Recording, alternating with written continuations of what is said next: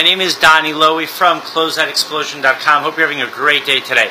So, I hear a lot about the struggles that small retailers have, and I understand that, business is challenging everywhere, and a small retailer's got to compete with national retail chains, sometimes even with international retail chains. But I want to, give you some encouragement, and I want to give you some hope. A small retailer has advantages that a large retailer does not have, and I'll explain to you what it is. Let's say, for instance, there's a sales associate at a national retail chain, and the sales associate is working at a location that's a few minutes away from you, and the sales associate has a great idea. She sees that customers are looking to buy earrings that match the dresses that the retailer sells. And as a matter of fact, they want to buy the dresses at the same place where they could buy those earrings, just so they can make sure that they have a nice outfit, something that matches. And it doesn't have to be earrings, it could be, let's say, hats. Alright, because people might want to buy a hat that really complements the dress you're wearing, or a women's suit, a hat that complements the women's suit. So the sales associate has a great idea. She passes this idea on to her manager. Now, if the manager is receptive to the idea, the manager might not even be receptive to the idea. But if the manager is receptive to the idea, the next thing that they will do is they will pass on that idea to the regional manager, or let's say, to the main store manager. The main store manager passes the idea to the regional manager. The regional manager passes down the idea to an executive. And at some point, the decision is made whether to approve the idea or not. But think about how many levels up that idea has to go. By the time that idea reaches the final decision maker, it might be too late to implement that idea. There might be a lot of lost business.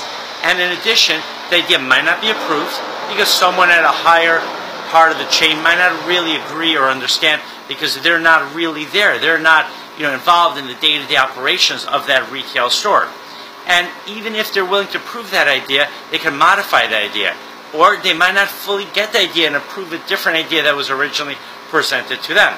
But as a small retailer, you come up with the idea, you implement the idea, you verify that you're implementing the idea the right way, and guess what? If the idea needs to be changed, if you need to cease implementing the idea, you do it right away. But a national retailer, there's so many different steps, there's so much bureaucracy over there, there's so many things that need to be approved and done and modified before actually a new policy can be implemented.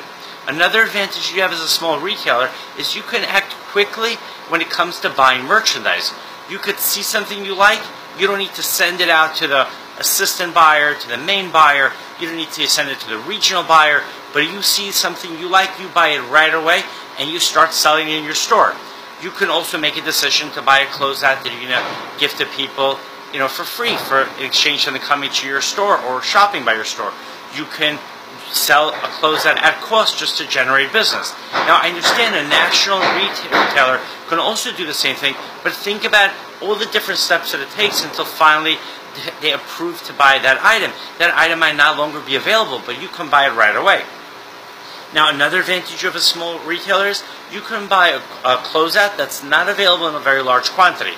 A national retailer only is going to buy items that are available in a large quantity because they need to distribute those items to all their stores. But let's say you see a great deal on below wholesale dresses and there's 200 dresses available. You act quickly, you buy those dresses, you stock them in your store. Alright, the national retailers have to think about it, they're going to have to pass it on to the decision maker, then to the final decision maker, and at that point the dresses might not be available. And second of all, they might say, you know what, only 200 dresses? No, that's not enough merchandise. We need to have the same merchandise in every single one of our stores. They might have 100 stores, so they're not going to buy a closeout of only 200 dresses. But you can buy those 200 dresses, and then you'll have it in your store, and you'll be able to track customers, and hopefully make money when you sell those dresses. Alright, my website is Closeoutexplosion.com. Next time you're in New York, please visit my warehouse. Have a great day.